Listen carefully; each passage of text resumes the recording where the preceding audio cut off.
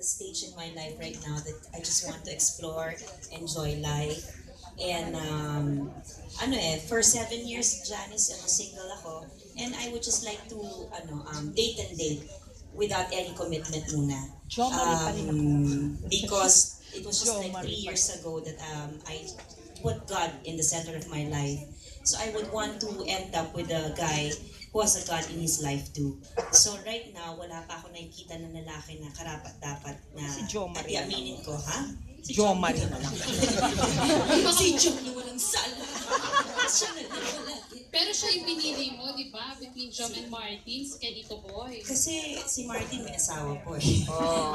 Pero si Jom kasi single. Yes. Single ba na yung Pilar? Yes! Ayun, pareho kami single. But may usapan naman kami ni Jom.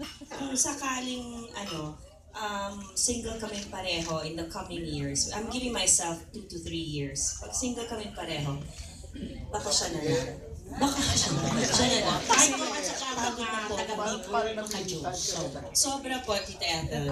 Si Aga po, di ba, Tita Ethel? Alam naman natin makadyo si Aga. Si Jo Marie then is yung family priest sila and then none. So, pinagdadasal din ng pamilya ni Jo Marie na i-end kami ang mag-end up. So, tignan natin. I just leave it to God. Oo nga, bakit may ganun? Bakit kung pwede naman